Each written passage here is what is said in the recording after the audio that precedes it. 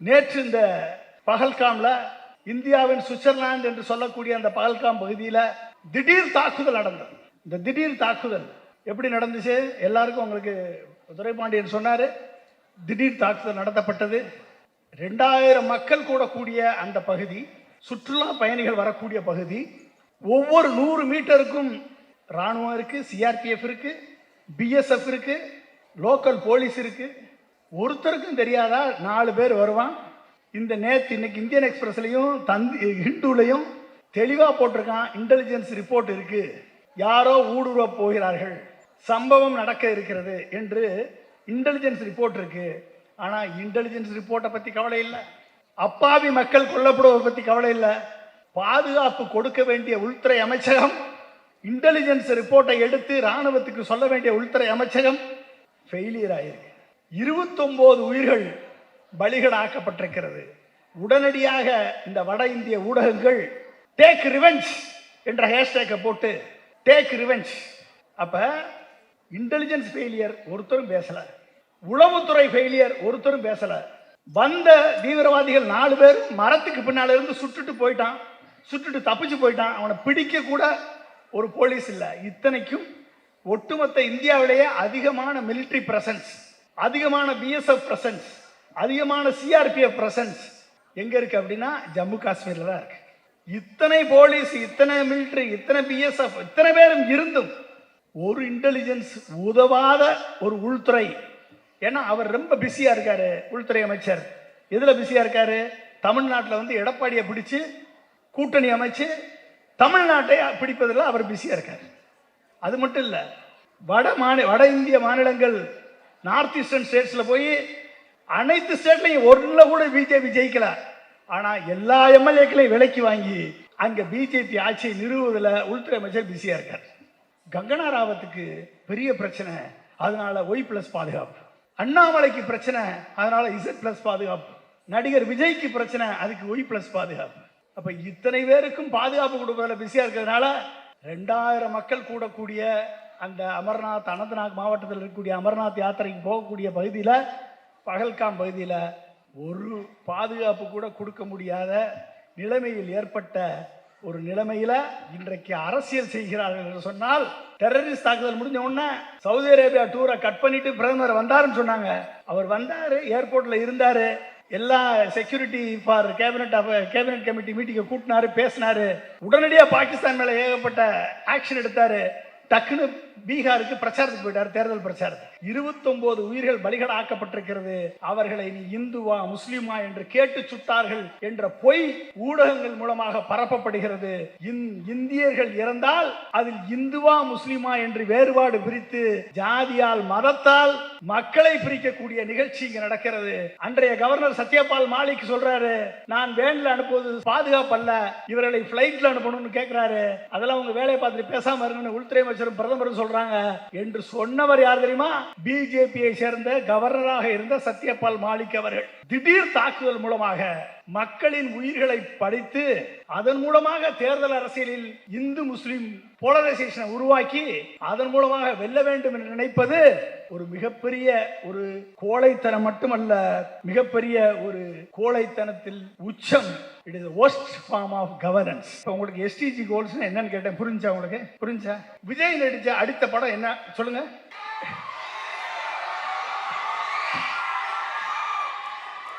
தெரியுதா? அப்ப விஜய் நடிக்கக்கூடிய அடுத்த படம் என்னன்னு தெரியுது. அதனால உங்களுக்கு ஒரு செல்லி பிரயோஜனம் கிடையாது. ஏதாவது பிரயோஜனம் இருக்கா? ஆனால் SDG கோல்ஸ், சஸ்டைனபிள் டெவலப்மெண்ட் கோல்ஸை அச்சீவ் பண்ணா இந்த தமிழகம் எந்த நாடு அதை செயல்படுத்துகிறதோ அந்த நாட்டின் மூலமாக உங்கள் வாழ்க்கை தரம் உயரும், உங்களது வேலை வாய்ப்பின் வாய்ப்பு பெருகும், உங்களது தனிநபர் வருமானம் உயரும், உங்களது எஜுகேஷன், ஹெல்த், வாழ்விடம் அனைத்தும் உயரும். உங்களுக்கு உயரக்கூடிய, உங்கள் வாழ்க்கை தரத்தை மேம்படுத்தக்கூடிய, உங்கள் வாழ்க்கை தரத்தை உருவாக்கக்கூடிய தலைவர்களை பற்றி, அரசை பற்றி உங்களுக்கு தெரியல, அந்த கோல்ஸை பற்றி தெரியல. ஆனால் உங்களிடம் 1000 ரூபாய் 2000 ரூபாய் வாங்கி படத்தை ஓட்டக்கூடிய ஒரு நடிகனது படம் என்ன படம் என்பது உங்களுக்கு தெரியும். எந்த நாடு ஒரு அனைவரையும் மதித்து நடக்கிறதோ, எந்த நாடு அனைவரது மொழியையும் மதித்து நடக்கிறதோ, எந்த நாடு ஜனநாயகத்தை மதிக்கிறதோ, அந்த நாடுதான் அந்த நாட்டின் குடிமக்களை அவர்களது வாழ்க்கை தரத்தை உயர்த்துவதற்காக அந்த நாடுதான் சிறப்பாக செயல்படுகிறது என்று அர்த்தம். இந்த உண்மையை இங்கு இருக்கக்கூடிய அனைத்து மாணவ மாணவிகளும் இளைஞர்களும் உணர வேண்டும்.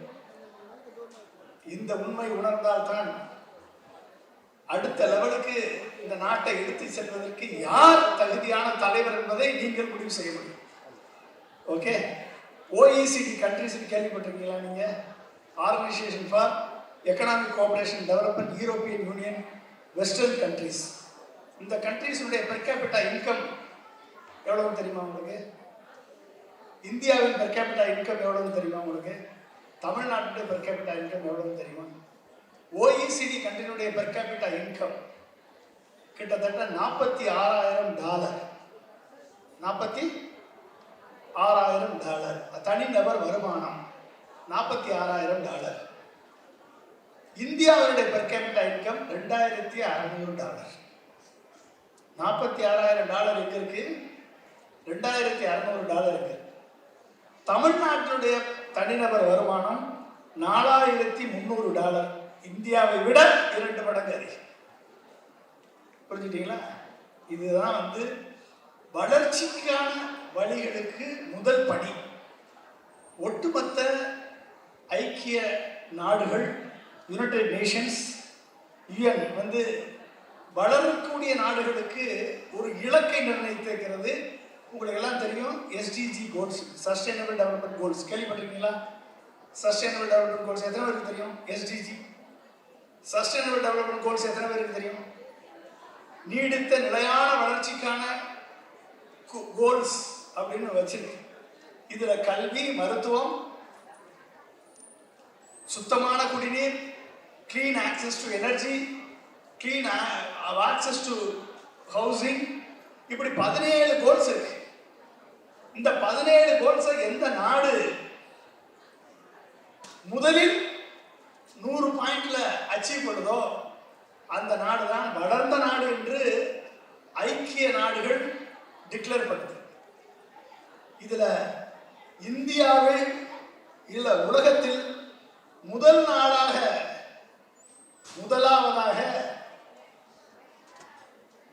அச்சீவ் பண்ண நாடு 84 பாயிண்ட், 184 பாயிண்ட் எடுத்தது நார்வே நாடு. எவ்வளவு? 184 பாயிண்ட் எடுத்தது நார்வே. ஸ்வீடன், அதுக்கு அடுத்து ஸ்வீடன். இப்படி வரக்கூடிய நாட்டில் 6வது இடத்துல இந்தியா இருக்கானா? இந்தியா இல்ல, தமிழகம் தான் இருக்கு, தமிழ்நாடு தான் இருக்கிறது. 78 பாயிண்ட். புரிஞ்சுட்டீங்களா? உலக நாடுகளின் வரிசையில சஸ்டைனபிள் டெவலப்மெண்ட் கோல்ஸ்ல, ஐக்கிய நாடுகள் செட் பண்ண கோல்ஸ்ல 17 கோல்ஸ்ல 6வது இடத்தை அடைந்த நாடு தமிழ்நாடு. அந்த தமிழ்நாடு தான் இன்றைக்கு இந்தியாவில் வளர்ச்சிக்கான மாநிலத்தில் முதல் மாநிலமாக அடிப்படை காரணமாக இருப்பது திராவிட கட்சிகளின் ஆட்சி. அதில் முதன்மையாக இருப்பது திராவிட முன்னேற்ற கழகத்தினுடைய தலைவர் திரு மு க ஸ்டாலின் அவர்களது தலைமையிலே நடக்கக்கூடிய திராவிட மாடல் அரசு. அதுதான் அடிப்படை.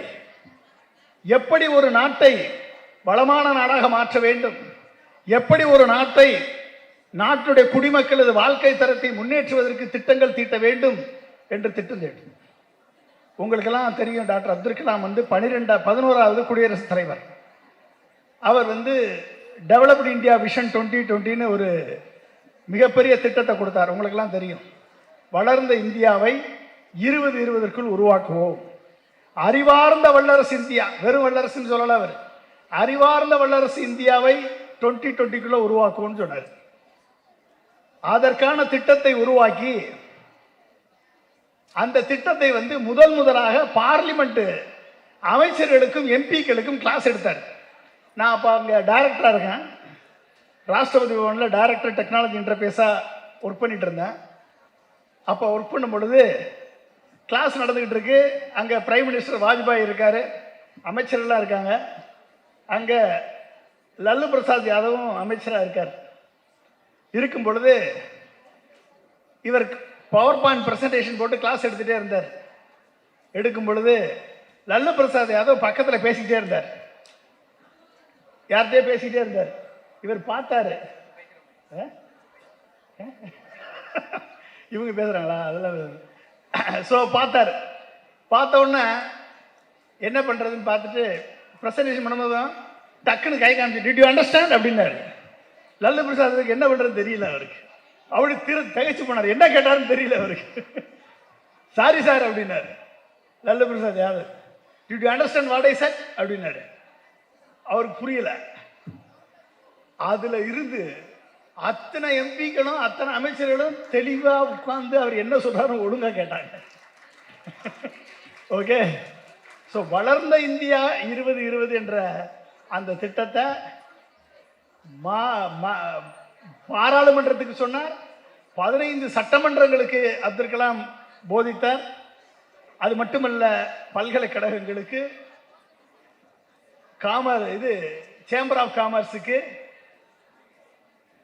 விவசாயிகளுக்கு, தொழிலாளர்களுக்கு, இப்படி பல்வேறு பகுதியில் புகுத்தி விட்டு நான் மாணவ மாணவிகளுக்கு சென்று இதை சொல்ல வேண்டும் என்று சொன்னார். அப்ப நான் கேட்டேன், ஏன் சார் அவங்க பாவம் செவனேன்னு இருக்காங்க, இப்பதான் படிச்சுட்டு வராங்க, அவங்களுக்கு போய் டெவலப்டு இந்தியா விஷன் 2020 சொன்னா புரியுமா சார் அப்படின்னு கேட்டேன். இப்போ உங்களுக்கு எஸ்டிஜி கோல்ஸ் என்னன்னு கேட்டேன். புரிஞ்சா உங்களுக்கு?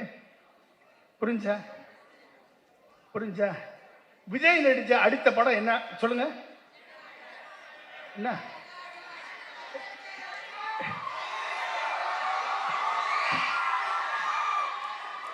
தெரியுதா?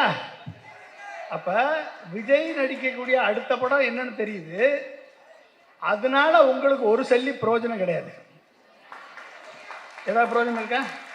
ஆனால் எஸ்டிஜி கோல்ஸ், சஸ்டைனபிள் டெவலப்மெண்ட் கோல்ஸை அச்சீவ் பண்ணா இந்த தமிழகம் எந்த நாடு அதை செயல்படுத்துகிறதோ அந்த நாட்டின் மூலமாக உங்கள் வாழ்க்கை தரம் உயரும், உங்களது வேலை வாய்ப்பின் வாய்ப்பு பெருகும், உங்களது தனிநபர் வருமானம் உயரும், உங்களது எஜுகேஷன், ஹெல்த், வாழ்விடம் அனைத்தும் உயரும்.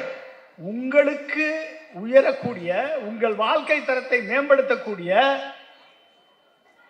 உங்கள் வாழ்க்கை தரத்தை உருவாக்கக்கூடிய தலைவர்களை பற்றி, அரசை பற்றி உங்களுக்கு தெரியல, அந்த கோல்ஸை பற்றி தெரியல. ஆனால் உங்களிடம் 1000 ரூபாய் 2000 ரூபாய் வாங்கி படத்தை ஓட்டக்கூடிய ஒரு நடிகனது படம் என்ன படம் என்பது உங்களுக்கு தெரியும். இங்கதான் நீங்க சிந்திக்க வேண்டும் நண்பர்களே. எது உங்க பிரையாரிட்டி? உங்கள் பிரையாரிட்டி எது என்று நீங்கள் சிந்திக்க வேண்டும். எது உங்கள் பிரையாரிட்டி என்று நீங்கள் சிந்திக்காவிட்டால் உங்களது எதிர்காலம் மட்டுமல்ல, உங்களது வருங்கால தலைமுறையின் எதிர்காலமும் சேர்ந்து பாழாய் போயிடும். இதை நீங்கள் உணர வேண்டும். ஒருத்தருக்கு 2 விஷயம் பிடிக்குமா? எனக்கு ப்ளூ கலர் சட்டை பிடிக்கும், இல்லைன்னா சிவப்பு கலர் சட்டை பிடிக்கும். எனக்கு சிக்கன் பிடிக்கல, நான் மட்டன் பிடிக்கும். ரைட்? எனக்கு இவரை பிடிக்கும், இல்லைன்னா இவரை பிடிக்காது. எனக்கு இந்த கட்சியை பிடிக்கும், இந்த கட்சியை பிடிக்காது. எனக்கு இந்த தலைவரை பிடிக்கும், அந்த தலைவரை பிடிக்காது. சொல்றோமா இல்லையா? Yes or no? எனக்கு இது பிடிச்சா அது பிடிக்காது, அது பிடிச்சா இது பிடிக்காது. இருக்கா இல்லையா? ஆனா எது சரியோ அதை பிடிக்க வேண்டும், எது சரியோ அதை கையில் எடுக்க வேண்டும் என்ற லட்சியத்தோடு ஒருத்தர் இருந்தார். ஓகே. ஒருத்தர் சொன்னார், give me your blood, I will give independence. உன் ரத்தத்தை கொடு, நான் சுதந்திரத்தை கொடுக்கிறேன் என்று சொன்னவர் யார்? யார் சொன்னது? நேதாஜி சுபாஷ் Chandra Bose. give me your blood, I will give independence. Okay. இன்னொருத்தர் சொன்னார், அகிம்சை, சத்தியாகிரகம், உண்ணாவிரதம், நான் வயலன்ஸ், இதன் மூலமாகத்தான் இந்தியாவின் சுதந்திரத்தை வென்றெடுக்க முடியும் என்று சொன்னார் மகாத்மா காந்தி அவர்கள். இவர் ஒரு பக்கம், இவர் ஒரு பக்கம். ஆனா இந்த 2 பேரும் இந்த நாட்டுக்கு தேவை என்று ஒருத்தர் நினைச்சார், அதை வாழ்க்கையில் செயல்படுத்தியும் காண்பித்தார். அவர்தான் அப்துல் கலாம். எப்படி, ஏன் அதை செய்தார் என்று சொன்னால், நண்பர்களே நல்லா புரிஞ்சுக்கணும். Give me your blood and give me your independence சொன்னாரே நேதாஜி சுபாஷ் சந்திர போஸ். வலிமையான ராணுவம் ஒன்றுதான் பிரிட்டிஷை எதிர்த்து போராட முடியும், இந்தியாவை காக்க முடியும் என்று நம்பினார் சுதந்திர போஸ், நேதாஜி சுபாஷ் சந்திர போஸ். அவர் நம்பினார். அப்படிப்பட்ட வலிமையான ராணுவத்தை கட்டமைத்தவர் யார் தெரியுமா? இந்தியாவின் முதல் SLV-3 ராக்கெட் விண்வெளியில் ஏவி இந்தியாவை 5வது விண்ணை அடர்ந்த நாடுகளில் 5வது நாடாக பிரயோகப்படுத்தினார் Abdul Kalam.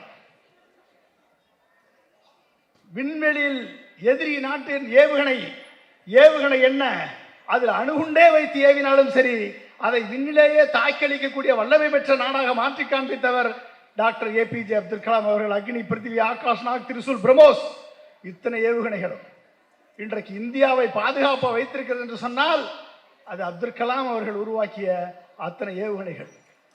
Strength respect strength, வலிமை ஒன்றுதான் வலிமையை மதிக்கும் என்று கனவு கண்டவர் அப்துல் கலாம். அதனால்தான் பில் கிளின்டன் அமெரிக்கனுடைய அதிபர் இந்தியா இப்படிப்பட்ட ஒரு அணுகுண்டு சோதனை செய்யக்கூடாது என்று தடுத்த போது அன்றைய பாரத பிரதமர் நரசிம்மராவ் அவர்களையும் அடுத்து வந்த பாரத பிரதமர் வாஜ்பாய் அவர்களையும் கன்வின்ஸ் பண்ணி அமெரிக்கன் ஏவுகணைகளை சேட்டலைட் எல்லாம் போக்ரான் பக்கத்தில் இருந்து எல்லாம் பாலாசூர் பக்கத்தில், ஒரிசா பக்கத்தில் திருப்பி பிருத்திவி ராக்கெட்டை வரிசையா ஏவி அந்த பக்கம் திருப்பிட்டு போக்ரான் 53 டிகிரி செல்சியஸ் வெயில்ல 5 அணுகுண்டு ஏவுகணை சோதனைகளை வெற்றிகரமாக நடத்தி இந்தியா அணுசக்தி வல்லமை பெற்ற நாடு என்று நிரூபித்து காண்பித்தவர் டாக்டர் APJ அப்துல் கலாம் அவர்கள். ஓகே, ஒட்டுமொத்த இந்தியாவையும் வலிமையான நாடு, வல்லமையான நாடு என்று உருவாக்கி காண்பித்தவர் டாக்டர் கலாம் அவர்கள். ராணுவம், இந்திய ராணுவம் மிகப்பெரிய ஒரு ராணுவம் என்ற நம்பிக்கையும், இந்தியா ஒரு அணுசக்தி பெற்ற நாடு என்ற நம்பிக்கையும் வந்தது யார்? நேதாஜி கண்ட கனவு, ராணுவத்தில் வல்லமை பெற்ற நாடு, ராணுவம் சிறந்த நாடு, எந்த நாட்டுக்கும் பயப்பட முடியாது, பயப்படக்கூடாது என்று ஸ்ட்ரென்த் ரெஸ்பெக்ட் ஸ்ட்ரென்த் என்று நிரூபித்து காண்பித்தவர் டாக்டர் அப்துல் கலாம் அவர்கள். உக்ரைன் ஒட்டுமொத்த நியூக்ளியர் டிசார்மமெண்ட் ப்ரோக்ராம்ல 3வது இடத்திலே நியூக்ளியர் ஆர்சனலை வைத்திருந்த உக்ரைன் ஜீரோவாக எல்லா ஆர்சனலையும் ரஷ்யாவிடம் ஒப்படைத்து அனைத்து ஆர்சனலையும், நியூக்ளியர் ஆர்சனலையும், அணுகுண்டுகளையும் ஜீரோவாக்கியது. இன்றைக்கு ரஷ்யாவால் தாக்குண்டு சின்னாபின்னமாகி கொண்டிருக்கிறது உக்ரைன். ஓகே, எனவே நண்பர்களே, நேதாஜி கண்ட கனவை நனவாக்கியவர் டாக்டர் கலாம் அவர்கள். அதோடு நிறுத்தினாரா? டெவலப்ட் இந்தியா விஷன் 2020 மாணவ மாணவிகள் பள்ளி குழந்தைகளோடு நான் இந்த இந்தியா விஷன் 2020 போய் நிறைவேற்றணும், மக்களிடம் சொல்லணும்னு சொல்லி சொன்னார். நான் அப்போ கேட்டேன், ஏன் சார் அவங்கள போய், பாவம் அவங்களுக்கு 7 இருக்காங்க, அவங்களுக்கு என்ன தெரியும், அதிகாரிகளுக்கு சொல்லுங்க, அமைச்சர்களுக்கு சொல்லுங்க, MLA MPக்களுக்கு சொல்லுங்கன்னு சொன்னேன். அவர் சொன்னார், பொன்ராஜ் 2020 ஏன் பேர் வச்சேன் தெரியுமா? 2020 இந்த கனவை இந்த அரசியல்வாதிகள் நிறைவேற்றுவாங்கன்ற நம்பிக்கையோடு இல்லை, 20 வயது ஆண்மகனும் 20 வயது இளம் பெண்ணும் ஒரு நாள் இந்த கனவை நனவாக்குவார்கள் என்ற நம்பிக்கையோடு நான் இதை அவரிடம் விதைக்கிறேன் என்று சொன்னார். நண்பர்களே, நீங்கள் தான் எதிர்காலம். இந்த எதிர்கால இளைஞர்கள் தான் வரக்கூடிய இந்தியாவை, வரக்கூடிய தமிழகத்தை உருவாக்கக்கூடிய மிகப்பெரிய பொறுப்பு உங்களுக்கு தான் இருக்கு. அப்படிப்பட்ட உங்களுக்கு இந்த ஜனநாயகம் எப்படிப்பட்ட ஜனநாயகம் என்று தெரிய வேண்டும். டெவலப்ட் இந்தியா விஷன் 2020 வளர்ந்த இந்தியா 2020 செய்திருந்தால் இன்றைக்கு நமது பாரத பிரதமர், இந்திய பிரதமர் 2047 தான் இந்தியா வளர்ந்த நாடாக சொல்றார். 20 அடுத்த 27 வருஷத்துக்கு தள்ளி போட்டார். ஏன்னா அவர் இருக்கிற வரைக்கும் டெவலப் பண்ண மாட்டாருன்னு அவருக்கே நம்பிக்கை இல்லை. அவர் இருக்க வரைக்கும் இந்தியா வளர்ந்த நாடாக மாறாது என்ற நிலைமைதான் இன்றைக்கு இருக்கிறது. நண்பர்களே, இந்த நிலையில்தான் திடீர் அரசியல்.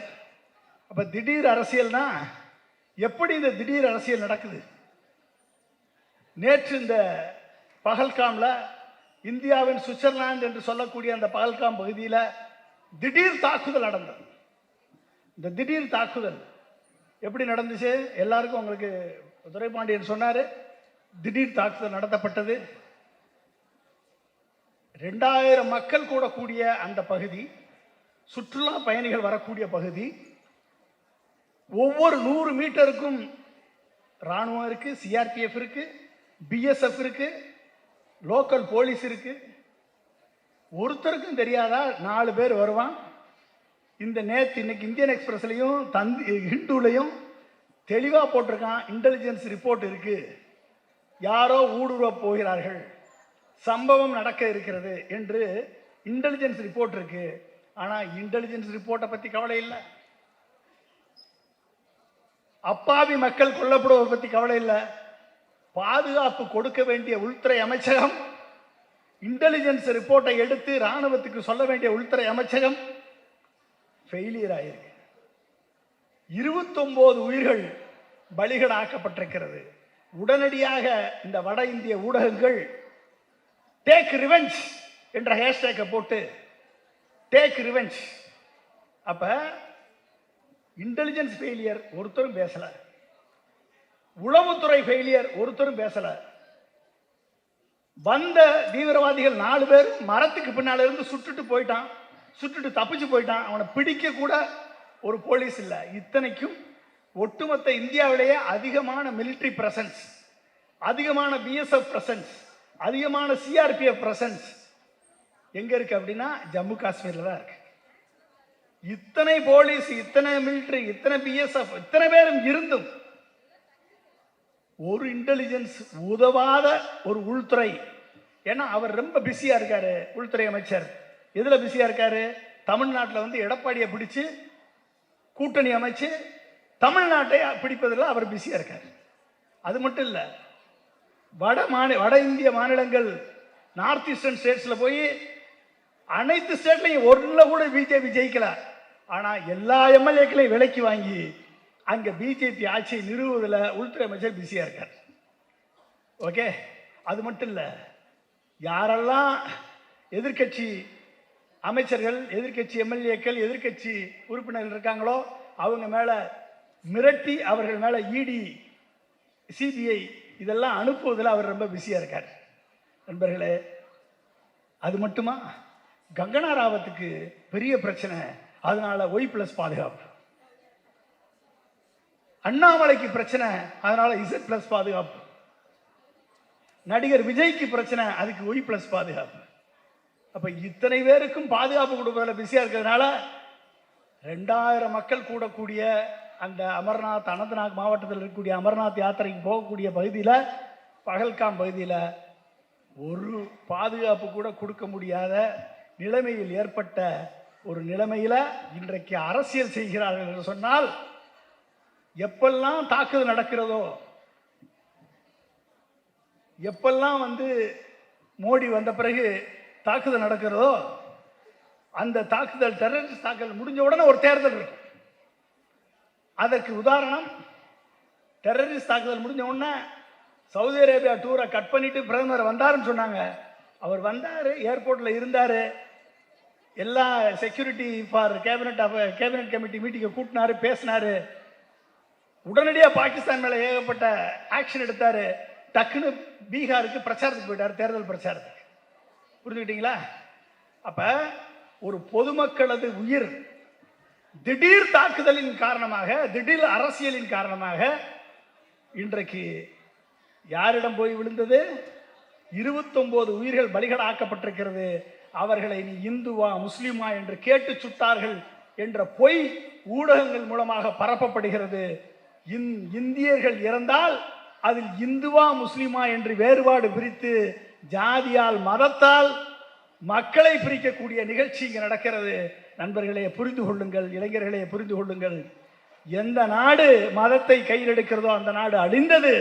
எந்த நாடு மக்களை மதத்தால், இனத்தால் பிரிவினை செய்கிறதோ அந்த நாடு அழியும். இந்த இப்படிப்பட்ட சூழல்ல இதை செய்தவர்கள் யார் என்று வரிசையா பார்த்தீங்க அப்படின்னா, கிட்டத்தட்ட 90% பேர் பாகிஸ்தான் தீவிரவாதிகளுக்கும் பாகிஸ்தான் இராணுவத்திற்கும் உளவு சொன்னவர்கள் யார் என்று பார்த்தால் 90% சங் பரிவார் கும்பலை சேர்ந்தவர்கள் தான், பிஜேபியை சேர்ந்தவர்கள் தான். லிஸ்ட் பெருசா இருக்கு, இதை சொன்னோம்னா நேரம் பத்தாது, அத்தனை லிஸ்ட் இருக்கு. ஓகே, அப்ப சங் பரிவார் கும்பல் இந்தியாவின் ராணுவ ரகசியங்களை எங்கே வல்னரபிலிட்டி இருக்கு, எங்கே சென்றால் தாக்கலாம், எங்கே ராணுவம் இருக்கிறது, எங்கே புல்வாமா தாக்குதல்ல ஒட்டுமொத்த ராணுவம் வருகிறது, வரிசையா வேன்ல வர்றாங்க. அன்றைய கவர்னர் சத்யபால் மாலிக் சொல்றாரு, நான் வேன்ல அனுப்புவது பாதுகாப்பு அல்ல, இவர்களை பிளைட்ல அனுப்பணும்னு கேட்கிறாரு. அதெல்லாம் உங்க வேலையை பார்த்துட்டு பேசாம இருக்கணும்னு உள்துறை அமைச்சரும் பிரதமரும் சொல்றாங்க என்று சொன்னவர் யார் தெரியுமா? பிஜேபியை சேர்ந்த கவர்னராக இருந்த சத்யபால் மாலிக் அவர்கள். நண்பர்களே, இப்படிப்பட்ட திடீர் தாக்குதல் மூலமாக மக்களின் உயிர்களை பறித்து அதன் மூலமாக தேர்தல் அரசியலில் இந்து முஸ்லிம் போலரைசேஷனை உருவாக்கி அதன் மூலமாக வெல்ல வேண்டும் என்று நினைப்பது ஒரு மிகப்பெரிய ஒரு கோழைத்தனம் மட்டுமல்ல, மிகப்பெரிய ஒரு கோழைத்தனத்தில் உச்சம். It is worst form of governance.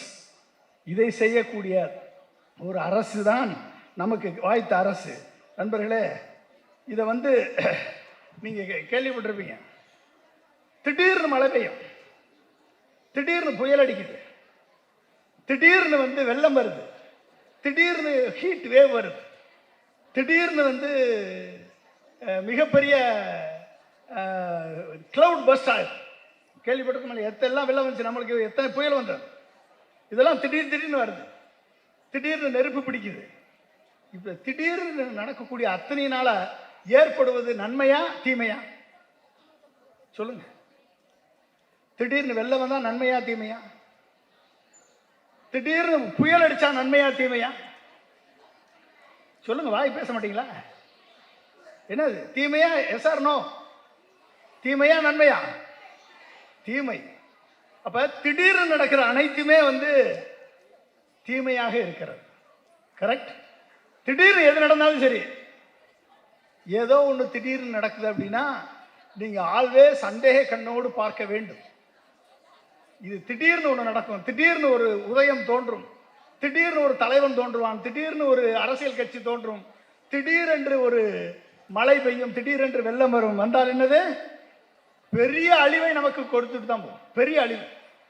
Okay, இதை நல்லா தெரியணும். தமிழ்நாட்டில் திடீர் அரசியல் பார்க்குறோமா இல்லையா? என்ன அரசியல்? இப்போ பகல்காம்ல திடீர் தாக்குதல் நடந்துச்சு, 29 பேர் அவுட். புல்வாமால திடீர் தாக்குதல், 49 ராணுவ வீரர்கள் அவுட். கரெக்ட்? திடீர்னு ட்ரம்ப் வந்தாரு, ஒட்டுமொத்த இந்தியா உலகத்தினுடைய பொருளாதாரம் அவுட். திடீர்னு மோடி வந்தார் 2014, இந்தியா எந்திரிக்கவே முடியல. முடிஞ்சா? ரைட்?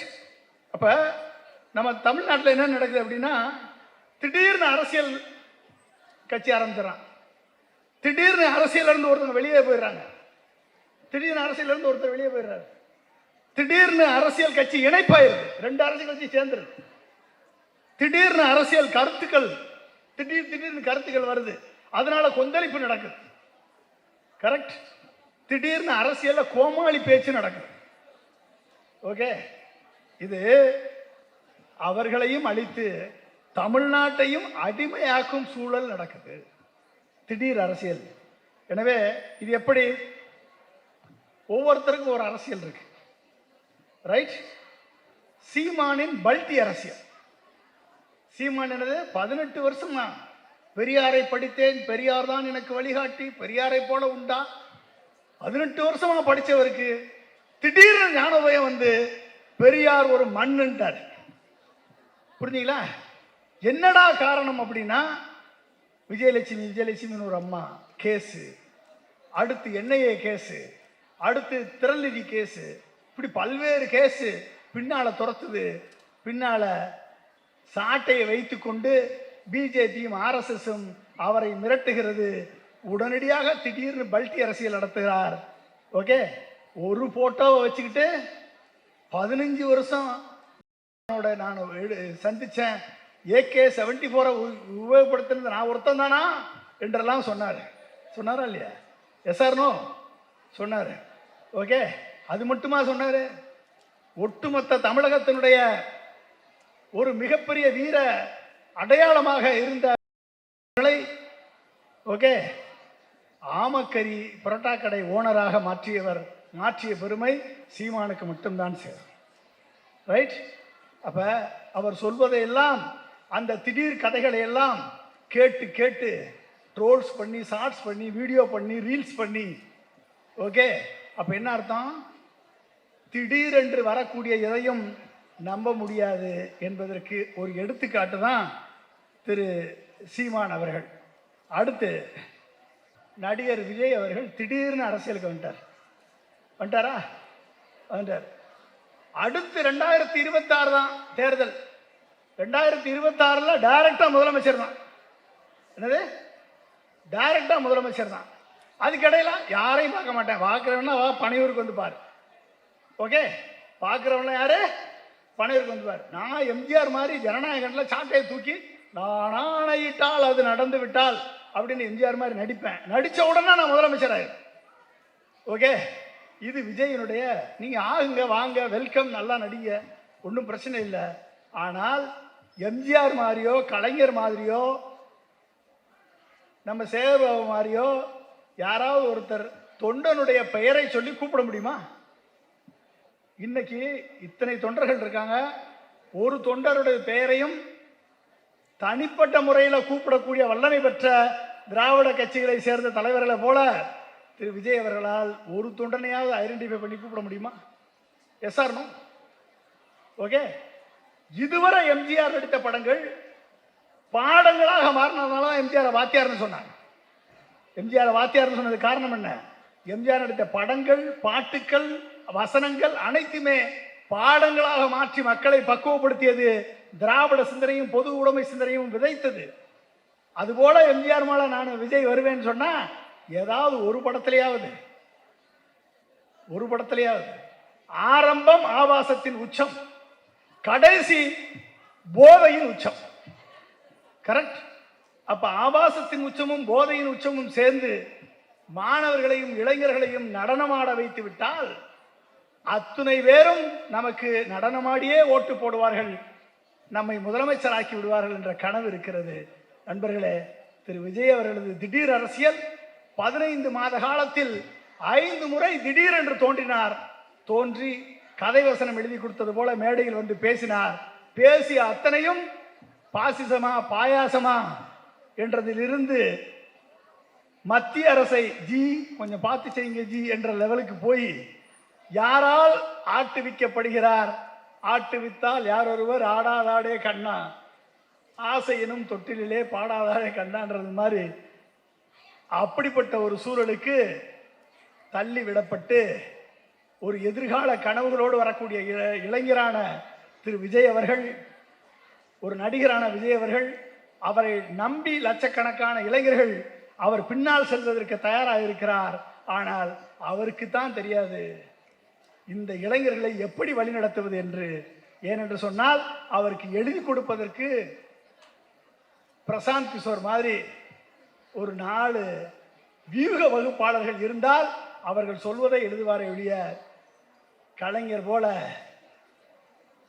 சுயமாக தமிழை படித்த முத்தமிழ் அறிஞர் அரசியலை கரைத்து குடித்த ஒரு தலைவராக, இந்த தமிழ்நாட்டு மக்களுக்கு சமூக நீதியை வென்றெடுத்து கொடுத்த ஒரு தலைவராக பரிணமிக்குவதற்கு மலைக்கும் மடுவுக்குமான இடைவெளிதான் இருக்கிறது என்பதை இளைஞர்களாகிய நீங்கள் உணர வேண்டும். ஓகே, திமுக அதிமுக செய்ததை விட ஒரு சமூக நல திட்டங்களை கொண்டு வர முடியுமா திரு விஜயா? திராவிட முன்னேற்ற கழகம் இன்றைக்கு ஆட்சியில் இருக்கிறது. 9.69% பொருளாதார வளர்ச்சியை எந்த மாநிலமும் எய்தவில்லை, தமிழ்நாடு தான் எய்திருக்கிறது. எந்த மாநிலம் வளர்ச்சி அடைகிறதோ அந்த மாநிலத்தில் அமைதி நிலவும். அமைதி நிலவினால்தான் வளர்ச்சி சாத்தியம். அமைதி இல்லாவிட்டால் வளர்ச்சி சாத்தியமில்லை. தமிழகம் சட்டம் ஒழுங்கு கட்டிவிட்டது என்று மூச்சுக்கு 300 தடவை புறம்பக்கூடிய நிலையிலே தமிழகத்தை வளர்ச்சி பாதையில் கொண்டு சென்றிருக்கிறார் தமிழக முதல்வர் அவர்கள். அவர் 1008 திட்டங்கள், 39 லட்சம் பேருக்கு நான் முதல்வன் திட்டத்தின் மூலமாக இளைஞர்களுக்கு 39 லட்சம் இளைஞர்களுக்கு நான் முதல்வன் திட்டத்தின் மூலமாக ஸ்கில் டெவலப்மெண்ட் பயிற்சியை கொடுக்கக்கூடிய இந்தியாவிலே ஒரே மாநிலம் தமிழ்நாடு தான். ஒரே மாநிலம் தமிழ்நாடு. என்னது? Oil and gas, automobile, aerospace engineering, textile engineering, fabrication, manufacturing, இத்தனை துறைகள்ல இந்த மாணவர்கள், உங்களை போன்ற மாணவர்களுக்கு நான் முதல்வன் ஸ்கீம்ல இன்றைக்கு ஸ்கில் டெவலப்மெண்ட் கொடுத்து இளைஞர்களது வாழ்க்கையை மேம்படுத்துவதற்கு உழைத்துக் கொண்டிருக்கிறார் தமிழக முதல்வர் அவர்கள். நண்பர்களே, இந்த சூழலில் நன்றாக நினைத்து பாருங்கள். இளைஞர்களே, விட்டில் பூச்சியாக விளக்கு வெளிச்சத்தை பார்த்து நீங்கள் சென்று அந்த விளக்கு வெளிச்சத்தில் ஒட்டப்பட்டிருக்கக்கூடிய எண்ணெய் தடவிய அட்டையில் சென்று உங்கள் உயிரை மாய்த்துக் கொள்ளாதீர்கள். நண்பர்களே, உங்களை காக்கக்கூடிய தீப ஒளி எது, உங்களை காக்கக்கூடிய அற ஒளி எது என்பதை புரிந்து கொண்டு நீங்கள் செயல்பட வேண்டும் என்பதுதான் உங்களுக்கான விழிப்புணர்ச்சி. எனவே இந்த மாதிரி வரக்கூடியவர்களை பார்த்து கொஞ்சம் தெரிஞ்சுக்கங்க. எனவே அடுத்து டாக்டர் அன்புமணி ராமதாஸ் அவரது டேக் டைவர்ஷன் அரசியல், திடீர் டேக் டைவர்ஷன். ஓகே, அவர் எம்பியா இருந்தார், ராஜ்யசபா எம்பியா இருந்தார். நான் போய் ராஜ்யசபா எம்பியில் எத்தனை முறை அவர் அட்டண்டன்ஸ் போட்டிருக்காருன்னு பார்த்தா, கடைசி லெவலில் அதிகமாக பாராளுமன்ற கூட்டத்தில் கலந்து கொள்ளாத ஒரு எம்பி இருந்தால் அது அன்புமணி தான் ஃபர்ஸ்ட் ப்ரைஸ். ஓகே, அவர் தான் ஃபர்ஸ்ட் ப்ரைஸ். ஸோ வக்ஃபு சட்டத்திற்கு எதிராக பாமகவினுடைய 4 எம்எல்ஏக்கள் தமிழக சட்டமன்றத்தில் ஆதரவாக வாக்களித்தார்கள். ஆனால் பாராளுமன்றத்தில் அன்புமணி வெளிநடப்பு செய்து வக்ஃபு மசோதாவுக்கு ஆதரவாக வாக்களித்து டேக் டைவர்ஷன் போயிட்டார். ஓகே, இதுதான் திடீர் அரசியல், டேக் டைவர்ஷன் அரசியல். ஓகே, அடுத்து டிடிவி தினகரன், அவருக்கு திடீர் பயத்தின் அரசியல். என்னது? திடீர் பயத்தின் அரசியல். டிடிவி தினகரன் வந்தார், 6% ஓட்டு வாங்கினாரு. அடுத்து அவர் தான் அப்படின்னு சொல்லி பார்த்தா ரெட்டலை கேஸ்ல பிடிச்சு தீகாரில் போட்டான். இன்றைக்கு அண்ணா இருந்திருந்தால் மும்மொழி திட்டத்தை ஆதரிப்பார் என்று அவர் சொல்றாரு. இந்தி திணிப்பையும் மும்மொழி திட்டத்தையும் ஆதரிப்பார் என்று டிடிவி தினகரன் அவர் சொல்றார். மேபி அவரை உட்கார வைத்து ஊம குத்தா குத்திருப்பான்னு நினைக்கிறேன். இதுதான் பிரச்சனை. ஈடி பிடிச்சு ஜாக்கிரதையா இருந்துக்கோன்னு சொல்லியிருப்பாங்க. அண்ணாவையே அவர் களங்கப்படுத்தி சென்று விட்டார். அடுத்து பார்த்தீங்க அப்படின்னா ஓபிஎஸ்ஸின் திடீர் ஸ்டெப்னி அரசியல். ஓபிஎஸ் அவர்கள் திடீர் ஸ்டெப்னி அரசியல். இடைக்கால முதல்வரானார், துணை முதல்வரானார், ஜே சமாதியில் அது என்னது தர்ம யுத்தம் நடத்தினார். திடீர்னு பாஜகவில் இருந்து இப்போ ஓரம் கட்டிட்டாங்க. இப்போ என்ன பண்றதுன்னு தெரியல. திரும்ப திரும்ப பிஜேபி பின்னாலே சுத்திட்டு இருக்கார். ஏதாவது ஒரு ஸ்டெப்னியாவது ஜாயின் பண்ணிடலாமான்னு. எனவே அவரது மகன் திரு ஓபி ரவீந்திரநாத் ஏடிஎம்கே லெட்டர் பேடில் மோடி படத்தை போட்ட ஒரே எம்பி அவர் தான். ஏடிஎம்கே லெட்டர் பேடில், ஏன்னா அவங்க தான் தலைவர், அப்படி போட்டவர் அவர் தான். எனவே நண்பர்களே, இப்படி பார்த்தீங்கன்னா ஏகப்பட்ட பேர் திடீர் அரசியல் பண்ணிட்டு இருக்காங்க. நயினார் நாகேந்திரன் வந்து பிஜேபியினுடைய தலைவராக அவர் பரிணமித்தார். சரி, சாஃப்டான ஆளு அப்படின்னு நினைச்சா இப்போ தான் அவர் பேசின வீடியோக்கெல்லாம் வெளிவருது. மிகப்பெரிய ஒரு கலவரத்தை உருவாக்கக்கூடிய திடீர் ஜாதி பேச்சுக்களை எல்லாம் பேசி அவர் ஒரு அரசியல் பண்ணிட்டு இருக்கார். நண்பர்களே, இந்த இப்படி ஒவ்வொருத்தரும் அரசியல் பேசி தமிழ்நாட்டுக்கு ஒரு மிகப்பெரிய ஒரு அரசியல் சட்ட மேதை ஆளுநராக கிடைத்திருக்கிறார். அந்த அரசியல் சட்ட மேதைக்கு தமிழக முதல்வர் 3 ஆண்டு காலம் போராடி இந்த அரசியல் சட்ட மேதை தமிழக அரசை செயல்பட விடாமல் செய்து கொண்டிருந்தார். திடீர் என்று கருத்துக்களை சொல்லி திடீர்னு திருவள்ளுவருக்கு சாயம் பூசிடுவார், திடீர்னு தமிழ்நாட்டை தமிழகமாக மாற்றிடுவார், திடீர்னு திராவிட சித்தாந்த அரசியல் போலியானதுன்னு சொல்லுவார், அவருடைய ட்விட்டரில் போடுவார், திடீரென்று சனாதன கருத்துக்களை திணிப்பார். இப்படியெல்லாம் திணிச்சு அவர் நடத்திய அரசியல் இன்றைக்கு துணைவேந்தர்கள் 9 பேர் தான், 9 பேர் தான் வந்திருக்காங்க, எல்லாரும் வரல. நண்பர்களே, இப்படிப்பட்ட திடீர் அரசியலின் காரணமாக அழிவுதான் ஏற்பட்டிருக்கிறது, நாசம்தான் விளைந்திருக்கிறது. இந்த திடீர் அரசியல் ஒட்டுமொத்த தமிழகத்தை மட்டுமல்ல இந்தியாவையும் காலி செய்திருக்கிறது. எனவே இந்த அரசியலை புரிந்து கொள்ள வேண்டும். யார் உங்களுக்கான அரசியலை செய்கிறார்கள், யார் வளர்ச்சிக்கான அரசியலை முன்னெடுக்கிறார்கள், யார் உங்களது எதிர்கால அரசியலை முன்னெடுக்கிறார்கள் என்பதை நீங்கள் உணர்ந்தால் மட்டும்தான் எதிர்கால சந்ததி, எதிர்காலம் உங்களுக்கு சிறப்பாக இருக்கும் என்று சொல்லி வாய்ப்புக்கு நன்றி கூறி விடைபெறுகிறேன். நன்றி, வணக்கம்.